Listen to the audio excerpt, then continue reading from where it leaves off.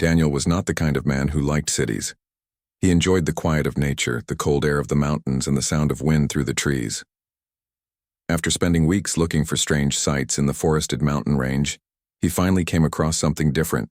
He was following a narrow trail that didn't appear on any map when he noticed something unusual near a cliff. Broken branches, burned ground, and something that looked like an old campsite. Curious, Daniel stepped closer. The place looked like no one had been there for years, but the way things were scattered didn't feel normal. The fire pit was surrounded by strange black stones, and a few metal tools lay rusting nearby. He saw marks on the rocks, symbols he didn't recognize. But what really caught his eye was a soft, silvery shape near a pile of dirt. It looked like a rolled-up sleeping bag. The item was odd, too smooth, almost like silk. He touched it. It was warm, not like something left in the sun, but like it had its own heat. He frowned, looking around again. The sun was setting and the temperature was dropping fast. He had already hiked more than 15 kilometers that day. Resting here just for the night wouldn't hurt. He set up his small camp nearby, placed some sticks for a small fire, and rolled the strange sleeping bag out. It was bigger than he thought, long enough for someone taller than him. There were no zippers or straps, but the inside looked inviting, soft, clean, and somehow dry, despite the cold mountain air. Must be some kind of new material, Daniel muttered. After a quick meal from his pack, Daniel lay down inside the strange sleeping bag. It wrapped around him gently, like it was hugging him. He smiled. It was the most comfortable thing he had ever used outdoors. Just as his eyes started to close, he heard something. A whisper. At first, he thought it was the wind. Then it came again. This time clearer. Don't leave me. Daniel's eyes opened wide. He sat up quickly, heart beating fast. He looked around. No one was there. The forest was silent. No footsteps, no voices, no animals. "Hello?" he called out. Nothing. He lay back down again, telling himself it was just his mind playing tricks. He had been alone for too long. Maybe he was just tired. But when he closed his eyes again, the voice whispered once more. It was soft, like a child's. Sad, but calm. "Please, protect me." Daniel jumped out of the bag this time. He backed away, staring at it. His flashlight beam flicked across the fabric and he saw something move. The sleeping bag was breathing. No, not a bag. It was alive. Slowly, the silvery material began to open. A soft hiss escaped, like air being released. Daniel raised his flashlight. Inside, he saw someone. No, something. It was a girl. Her skin was pale with a light blue-purple tone, and her face was peaceful, almost like she was asleep. Her ears were small and pointed, and her hair was a soft silver color like the light of the moon. Daniel stared, unsure of what to do. Was she human? Some kind of traveler? A test subject? "Are you okay?" he asked softly, not even sure she could hear. Her eyes slowly opened. They were bright, glowing with a strange purple hue. She looked right at him. Then her lips moved. "You heard me," she whispered. Daniel nodded, frozen in place. "Where am I?" she asked again. "You're in the mountains, on Earth. You were wrapped in this thing." She tried to sit up, but her arms were weak. Daniel stepped forward to help her, gently supporting her back. She was light, almost too light, and she shivered at his touch. "They were chasing me," she whispered. "I hid here, to sleep, to stay safe." "Who was chasing you?" he asked. She didn't answer. Her eyes closed again for a moment. Daniel could see she was exhausted. "You need rest," he said. "We'll talk in the morning." She nodded weakly. "Don't leave me." "I won't." Daniel didn't know who she was, where she came from, or what trouble followed her. But he knew one thing. He couldn't leave her now. He wrapped her gently in his extra blanket and sat by the fire, holding his flashlight and knife close, staring into the dark woods. Somehow, he knew this night would not be quiet. Daniel sat awake most of the night, his eyes watching the fire and his ears tuned to every sound in the forest. The girl, whoever or whatever she was, slept quietly under his blanket beside the strange cocoon she came out of. She hadn't moved much after whispering her last words. He couldn't forget the way she had looked at him. Her eyes had been clear, glowing faintly, but not in a threatening way. She looked scared, tired, and she had asked for protection. When the sun finally began to rise, the golden light spilled over the mountains and touched the girl's skin. She stirred. Her body shifted slightly, and her hand moved to cover her face from the light. Daniel moved closer. "Are you awake?" he asked. She opened her eyes slowly and blinked a few times, then looked at him. Her lips parted, but she said nothing. Instead, she sat up with effort, wrapping the blanket around her shoulders. "I remember now," she said softly. Daniel sat across from her. "Remember what?" "My name," she replied. "It's Lyra." He nodded. "I'm Daniel." They sat in silence for a moment, birds chirping around them, wind rustling through the trees. "You said someone was chasing you. Who were they?" Lyra's face turned serious. She looked down at her hands, and then back up at him. "They are called the Collectors." "Collectors?" Daniel asked, frowning. "What do they collect?" Lyra looked at the strange sleeping bag, her cocoon. "Rare life, creatures, beings like me." Daniel's eyes widened. "You mean they hunt you?" She nodded. "They travel between worlds. They capture us, study us. Sometimes they sell us." Daniel was silent for a moment. He felt a mix of anger and disbelief. "And you were running from them? And came to Earth?" "I escaped their ship," she said. "I stole a small pod and crashed here. I use this cocoon to rest and hide. It keeps the body safe, but I stayed too long." Daniel looked at the cocoon again. It really did look like advanced technology, something far beyond anything made by humans. "You were frozen or something?" he asked. "Yes, it slows everything down. But I was afraid they would find me." Daniel rubbed the back of his neck. "And now I've opened it. That probably sent some kind of signal." Lyra's eyes widened. "You're right. If they were close, they may have detected it." Suddenly, the peaceful morning didn't feel so calm anymore. Daniel stood and grabbed his small backpack. "We should leave this place. We need to move." Lyra tried to stand but stumbled. Daniel caught her arm.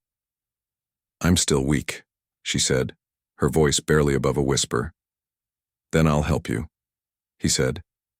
He packed what he could, rolled up the blanket, and carried her cocoon on his back, tied with rope. Then, without looking back, he led Lyra into the forest. He knew a cave nearby, a place he had used before during storms. It wasn't far, and it was hidden. As they walked, Daniel asked more questions. "Where are you from?" he asked.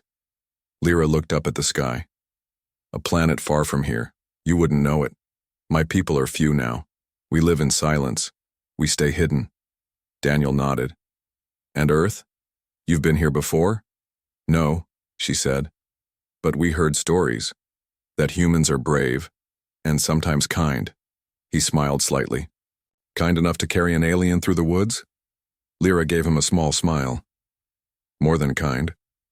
By late morning, they reached the cave. It was narrow but deep inside, dry and safe. Daniel helped Lyra sit against the stone wall. He lit a small fire at the entrance, just enough to keep them warm without showing smoke. As she rested, he stepped outside and looked up at the sky. That's when he saw them, 3 small lights moving in a triangle formation, flying silently above the trees. They weren't airplanes. They were too fast, too smooth, and they didn't make a sound. Daniel ran back inside. "They're here," he said. Lyra opened her eyes. "The Collectors." Daniel's jaw tightened. "How long before they find us?" Hours. Maybe less, she said. They use heat, movement, sound. They'll send drones first, Daniel thought quickly. I've lived in these woods for years. I know how to hide from heat sensors, and I've got a few tricks. Lyra looked at him, her face filled with hope and fear. Why are you helping me? Daniel looked at her for a long moment. Because you asked, he said simply. And I don't like bullies, even ones from space. She gave him a weak smile. You might be more alien than me. Daniel picked up his pack and checked his tools. Let them come, we'll be ready. The sky above the forest was no longer peaceful. 3 strange flying objects circled silently in the distance, barely visible through the trees. They moved smoothly, almost like birds, but far too fast and perfect. Daniel had never seen anything like them before. No sound, no lights. Just quiet movement, like hunters in the air. Inside the small cave, Lyra sat with her back against the wall, eyes closed, her breathing slow but steady. She was recovering, but not fast enough. Daniel watched her for a moment, then turned to the fire and carefully covered it with a flat rock. Smoke could give them away. We don't have much time, he said. Lyra opened her eyes. The collectors always search in patterns. First, they fly over and scan for heat and motion. Then, they send small drones, fast, quiet, deadly. Daniel nodded. Then we need to become invisible. He reached into his pack and pulled out a handful of crushed pine leaves and ash. This is something I learned a long time ago. Wild animals use the smell of trees and earth to hide. If we cover ourselves with these, it might block the heat, and scent just enough. Lyra tilted her head. You think like one of them. Like one of who? Daniel asked. One of the hunted. Daniel smiled a little. Maybe I've just lived alone too long. They both worked quickly. Daniel helped Lyra rub the mixture on her skin and clothes. Then he did the same for himself. He also smeared some on the walls around the cave. Cold, damp air mixed with the strong pine scent, and soon the area smelled like nothing but earth and trees. He checked outside again. One of the flying objects had stopped above a nearby hill. Something dropped from beneath it, a dark shape that hovered in place. Then it began to move. That's one of their drones, Lyra said softly. It can see through walls. It hears everything. Daniel narrowed his eyes. Let's see if it can find me. He grabbed a long stick and tied a piece of his shirt to it. Then he stepped outside, far enough from the cave, and waved the cloth high in the air before throwing it into the trees. The drone immediately changed direction and followed the motion. Daniel smiled. Good, it's blind to tricks. He returned to the cave. We can't stay here long. Once they see the trick, they'll scan the area again.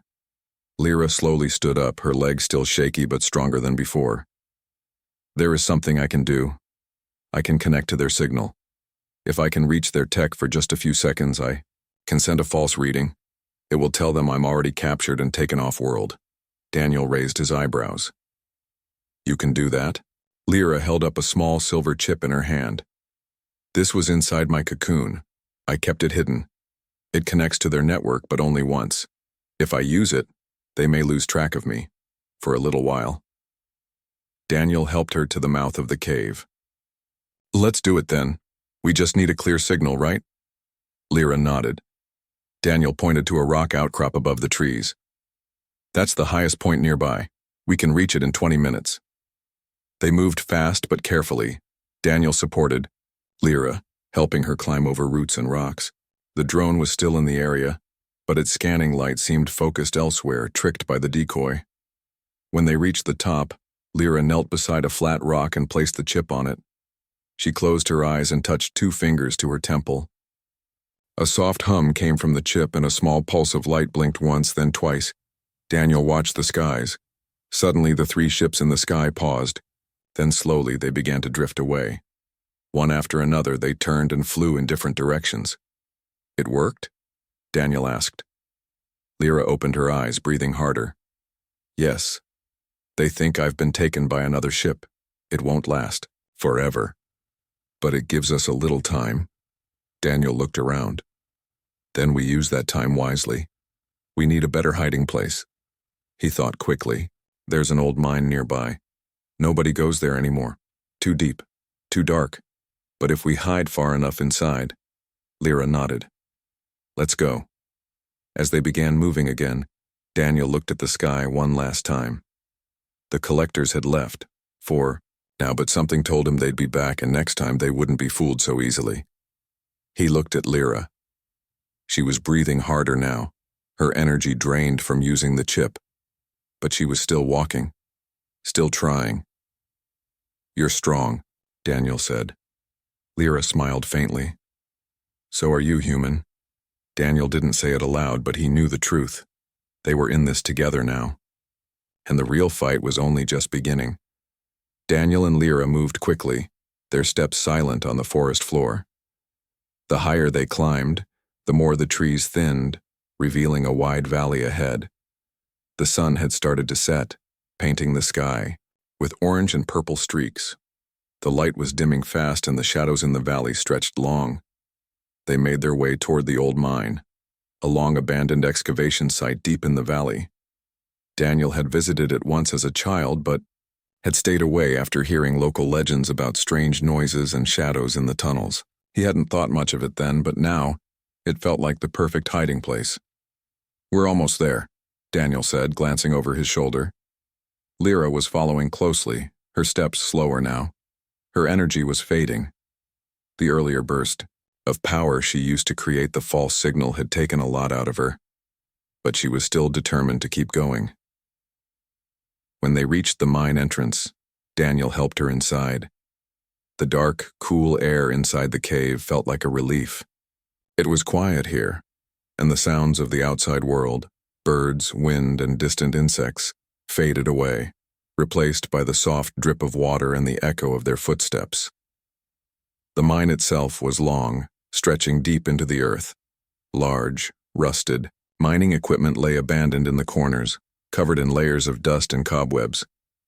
Daniel lit a small lantern to guide their way. The light flickered, casting strange shadows against the walls. This place is perfect, Daniel said. We can hide here for a while. Lyra nodded, though her eyes looked tired. I hope it's enough. They walked deeper into the mine, their footsteps echoing off the stone walls. Daniel kept the lantern close, and they carefully avoided stepping on loose rocks and rubble. As they made their way through the dark tunnels, Lyra stopped occasionally, listening for any sounds beyond their own movement. It's too quiet, she said quietly. Too still. Daniel paused and turned to her. What do you mean? Usually they send drones ahead to check places like this. We may have fooled the main ships, but they'll still send scouts. I know the collectors. Daniel glanced around, a sense of unease creeping up his spine. You mean like the drones we saw earlier? Lyra nodded. Yes, they are quick and quiet. They search every corner. Daniel didn't like the sound of that, but for now it was their best option. They could only stay ahead of the collectors for so long. The deeper they went into the mine, the more isolated they would be. We should keep moving, Daniel said. Stay hidden. We can't stay in. One place too long. They walked for another 20 minutes, reaching a small cavern in the heart of the mine. The air here was stale, but the space was large enough to hide. It was perfect. Lyra collapsed onto the ground, resting against the wall. Daniel sat beside her, keeping watch on the entrance. Are you okay? He asked, concerned. Lyra closed her eyes and nodded. Just tired. I can't keep using my energy like that. I need to rest. Daniel nodded, understanding. They sat in silence for a while, the only sounds their soft breathing and the faint drip of water from somewhere deeper in the mine. Suddenly a sound broke the quiet, a soft, high-pitched hum. Daniel tensed, his hand instinctively reaching for the knife. He kept at his belt. Lyra's eyes snapped open. Stay quiet, she whispered. The hum grew louder. Daniel's heart raced as the sound seemed to grow closer. He knew what it was. The drone. He moved to stand, but Lyra stopped him with a hand on his arm.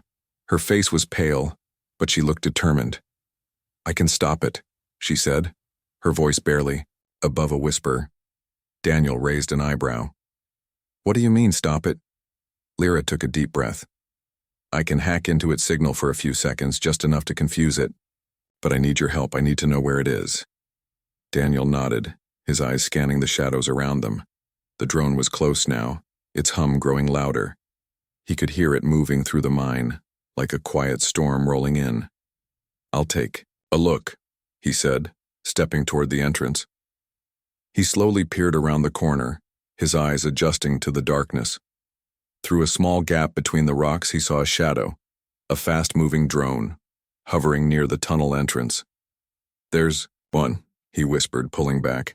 It's just outside. Lyra closed her eyes again, focusing. Her fingers trembled slightly as she reached into the pouch on her belt and pulled out a small device, almost like a tiny computer. She activated it, and the screen flickered to life. I need a signal, she said, her voice steady but urgent. Distract it, Daniel. He nodded. I'll do my best. Daniel grabbed a loose rock from the floor of the cavern and threw it down the tunnel. It clattered against the stone walls, echoing loudly in the narrow passage. The drone's hum immediately shifted and it moved toward the sound, its light scanning the tunnel.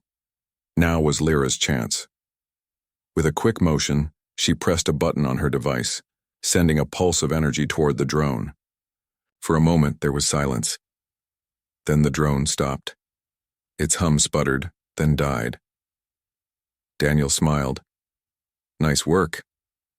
Lyra opened her eyes. We've bought ourselves some time. But Daniel knew it wouldn't last. The collectors were relentless. They would keep coming. Let's rest, he said. We can move again once we're sure it's safe. But in his heart, he knew they couldn't run forever. The mine was silent again. The small hum of the drone had faded into the distance, but Daniel and Lyra knew they couldn't relax. The collectors would be back, stronger, smarter, and more prepared. It was only a matter of time. Lyra sat against the wall of the cavern, her head lowered as she regained her strength. Daniel kept watch, his senses alert, every sound outside seeming louder than it was. The night had fully settled in, and the air had grown colder, but it was the quiet that unsettled him most. We need a plan, Daniel said quietly, more to himself than to Lyra. Lyra nodded slowly, her eyes still closed. We can't keep running forever, she said. The collectors will search every corner of this planet until they find us. They don't stop. Daniel thought for a moment, tapping his fingers against the lantern. He knew she was right. They couldn't hide forever, not from something like the collectors, but maybe, just maybe, they didn't need to run. Maybe it was time to fight back. We'll set a trap, he said firmly. Lyra opened her eyes, surprised. A trap? Yes, Daniel said, his voice low but confident. We use their own technology against them. We'll make them think we're somewhere we're not. And when they come looking, we'll be ready. Lyra raised an eyebrow. How? Daniel smiled. I've been around these woods long enough to know a few tricks, and now we have something they don't, each other. We'll set up false heat signals, make noises in the wrong places, and lead them away. I'll take them on a wild chase, and you'll be the bait. Lyra stared at him, her expression unreadable. You want me to be the bait? You're the reason they're after us in the first place, Daniel said. If we're going to do this, you have to play the part. Lead them into the woods and I'll follow. The key is to stay one step ahead of them. She looked away, her gaze distant. It's dangerous. I know, Daniel replied, but if we don't do something, they'll keep coming. We need to take the fight to them. Lyra's eyes flickered with doubt, but then she nodded. All right, I'll do it. Good, Daniel said, standing up. He began to gather what little equipment they had left. His knife, a rope, and the small device Lyra had used to disable the drone. He had no idea how long their plan would work, but he knew they had to make it count. They set to work quickly. Daniel led Lyra to a narrow tunnel that opened up to the outside, near the edge of the forest. He knew the perfect place to start there. Trap, a clearing just a little way into the woods where the trees formed a circle. It was a place that could easily be manipulated, where sounds and movements could be misdirected. They covered their tracks carefully, moving quietly through the underbrush as they set up a series of devices to create false heat signals. Daniel used his knowledge of the terrain to position rocks and branches in just the right way, making it appear as if they were heading in one direction, while actually moving somewhere else. Lyra worked quickly, her fingers trembling as she activated the small signal jammer, which she planted in the center of the clearing. It would send out a pulse that would confuse the collector's tracking systems, making them believe there were multiple life forms in the area. The idea was simple: create chaos, lead them on a wild goose chase, and when they least expected it, Daniel would strike. "Everything's set," Daniel said, stepping back and looking over their work. The trap was ready. Lyra stood a few paces away, staring at the ground. "I'm ready," she said quietly, though her voice betrayed a hint of worry. Daniel placed a hand on her shoulder. "We've got this. Just stay calm and do exactly what we planned." They both knew the risks. Lyra would be the bait, drawing the collectors toward the clearing, while Daniel would stay hidden in the shadows, ready to strike when they were distracted. Lyra took a deep breath and started walking toward the clearing, her footsteps slow but deliberate. She was the key to this plan working. As she moved deeper into the forest, Daniel watched her, keeping to the trees. He could see the way her body moved, graceful and purposeful, though her face was set in determination. From his position, Daniel could see the faint outlines of the collector's ships high above, their shapes barely visible against the dark sky. They were still searching. They hadn't given up yet, but they would, once they followed Lyra into the trap. As Lyra reached the center of the clearing, she stopped and looked around, her eyes scanning the trees. She knew the collectors were close. She didn't have to wait long. The hum of a ship's engine grew louder, and Daniel could see the shadow of a drone circling above. He held his breath, watching, waiting for the right moment. Lyra took a few steps back, her eyes never leaving the drone. She was playing her part perfectly, acting as though she was cornered, just waiting for the collectors to make their move. And then, they did. The drone dropped lower, its scanning lights flashing across the clearing. It detected the false signals and moved closer, confirming the presence of what it thought was a group of humans. Daniel's heart pounded in his chest as the drone hovered directly above Lyra. This was it. Daniel moved quickly, stepping out from behind a large tree and throwing a rock into the bushes, creating a loud crash. The drone immediately shifted its focus, its lights flashing toward the new sound. Lyra acted instantly, sprinting toward a narrow path that led deeper into the woods. The drone followed, its lights chasing after her. "Now, Daniel," Lyra called. Daniel moved fast, silently darting through the trees. He reached the back of the drone and with a quick swing of his knife cut its power cables. The drone fell from the sky with a heavy thud, its lights flickering out. Lyra stopped and turned to see the drone on the ground. "Nice work," she said, breathing heavily. But they knew it wouldn't be long before the collectors sent more drones. They had to move fast. "Let's go," Daniel said. "This isn't over yet." The drone's lights flickered one last time before it lay still, lifeless on the ground. Daniel looked down at it, his heart still racing from the quick, unexpected action. He glanced over at Lyra, who had stopped running and was now watching him with wide, surprised eyes. "Well, that worked better than I expected," Lyra said, catching her breath. "Yeah, but it's just the beginning," Daniel replied, wiping the sweat from his brow. "We need to keep moving. More will be here soon." Lyra nodded. "They won't stop searching. We need to be careful." They didn't waste any time. Daniel led Lyra deeper into the woods, moving at a quick but steady pace. His plan had worked so far, but he knew that the collectors were far from being fooled. They had resources and technology that humans couldn't match. But what they didn't have was something Daniel was counting on: human creativity. The deeper they went into the forest, the more Daniel relied on his knowledge of the land. He knew the terrain like the back of his hand, every twist in the trail, every hidden crevice, and every potential hiding spot. The forest was his home, and he had spent years learning how to survive in it. This was his advantage, and he was determined to use it. As they walked, Lyra spoke again. "You seem to know this place well." Daniel smiled. "I've spent most of my life in the woods. I've learned how to track animals, how to read the signs of nature. It's not much, but it's enough to stay one step ahead of most." Lyra looked at him, her expression thoughtful. "You're different from the others. You're not afraid of me." Daniel looked back at her. "Afraid? Why would I be afraid? You've done nothing to hurt me. You just want to survive." "I understand that." She smiled faintly. "Humans are strange. I didn't think you would be so trusting." "Trust has to be earned," Daniel said. "But you're not the one I'm worried about." Lyra seemed to understand, her smile fading. "You're worried about the collectors." "Exactly." They continued walking, the forest growing darker as the night deepened. Daniel knew they couldn't afford to stay out in the open for long.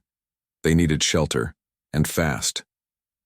"We should get off the trail," Daniel said, pulling. Lyra toward a dense thicket of trees. "We'll set up camp here for the night. It's not perfect, but it'll do." Lyra didn't argue. She was tired and weak, but she trusted him. She followed him into the thicket, where they crouched low, to the ground.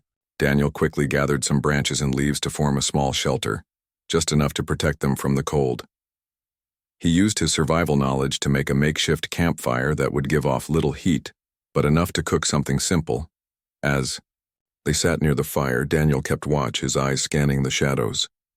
Every crackle of the fire, every rustle of the leaves seemed to make him jump. He was used to being alone, but now that Lyra was with him, it felt different. He had someone to protect.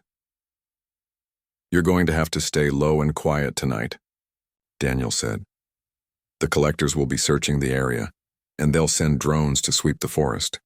We need to stay hidden until morning." Lyra nodded, understanding the danger. "I know how they operate.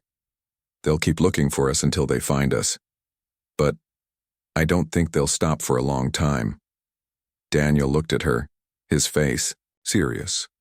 "We'll make sure they don't find us. I've been in tight spots before. This is no different." Lyra's eyes softened, and for the first time she allowed herself to relax. She leaned against the shelter, closing her eyes. "I hope you're right." The night passed slowly. Daniel stayed awake, listening for any sounds of the collectors or their drones.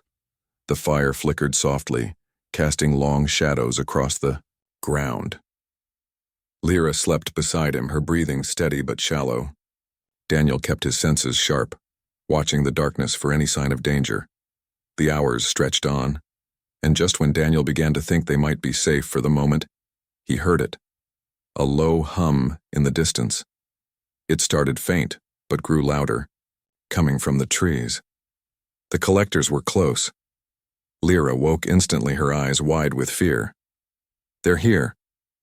Daniel didn't panic. He knew what he had to do. "Get ready. We move fast, stay low, and don't make a sound." They crept out of the shelter, making their way deeper into the woods. Daniel led the way, his movements quiet and controlled. He had a plan in mind, a way to make it seem like they had gone in a completely different direction. As the hum of the drones grew louder, Daniel set a quick trap.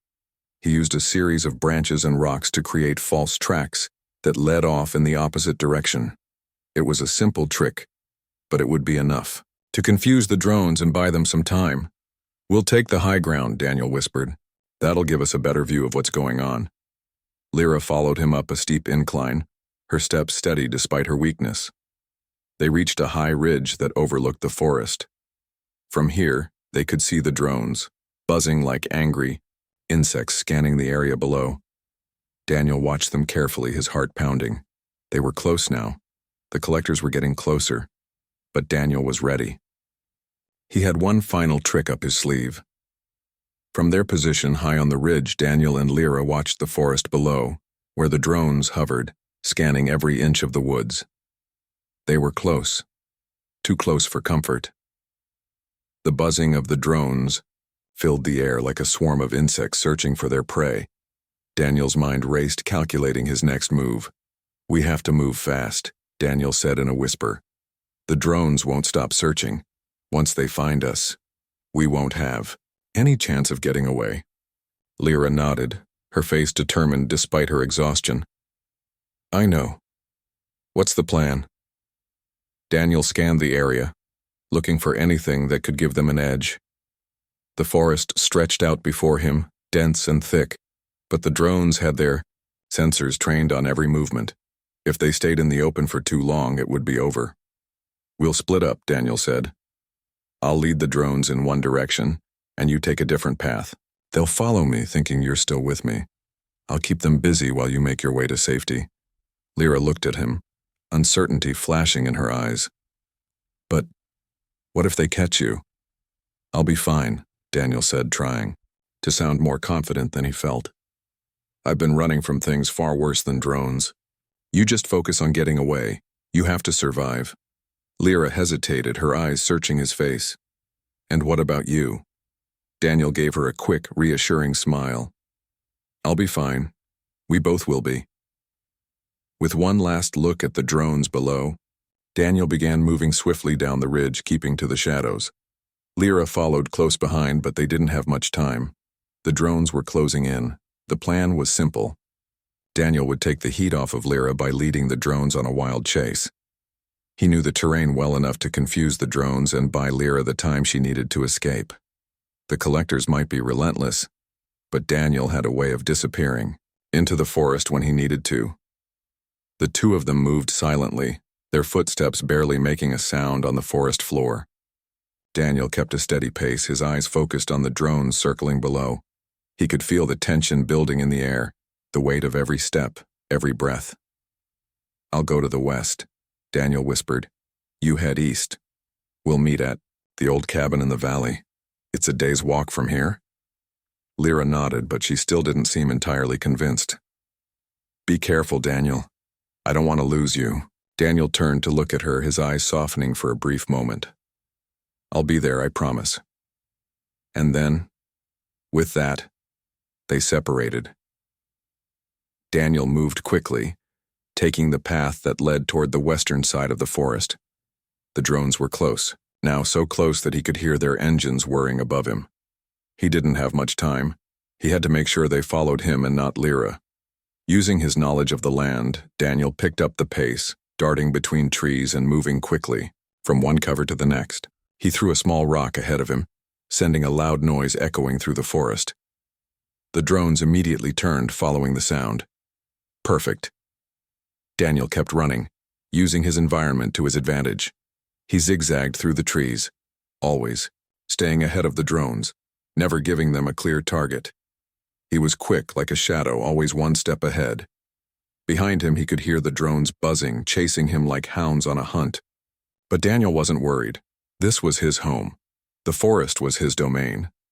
And he knew it better than anyone. Meanwhile, Lyra was running in the opposite direction. She had to move quickly and quietly, avoiding the drone's sensors as much as possible. The forest was dense, but the drones were still searching for any sign of life. She couldn't afford to be seen. She ran for what seemed like hours, pushing her tired body forward. Every step took more effort than the last, but she refused to stop. She couldn't. Not now. As she ran, she kept thinking about Daniel, about his bravery, his trust, and the promise he made. He was risking everything for her. The least she could do was survive. She glanced over her shoulder, seeing the faint shadows of the drones still following Daniel's trail. He was leading them far away, just like he said he would. It was working. Finally, after what felt like an eternity, Lyra reached the edge of the forest and spotted the small cabin Daniel had mentioned. It was old, abandoned, and covered in vines, but it would be a safe place to rest for the night. She crept inside, closing the door quietly behind her. Her heart was pounding in her chest, her breath shallow from running. She leaned against the wall, trying to catch her breath. She had made it. She was safe. For now. Outside, Daniel was still running, the drones hot on his heels. He could feel the fatigue setting in, but he didn't slow down. He couldn't afford to. As long as the drones were following him, Lyra would have a chance to get away. He pushed himself harder, weaving through the trees, always staying just out of reach of the drone's sensors. His heart raced, his muscles burned, but he didn't stop. And then, just as he thought the drones were closing in on him, he heard something. A voice, a human voice. It was distant, but it was real. It was the sound of a rescue. His heart skipped a beat. He wasn't alone anymore.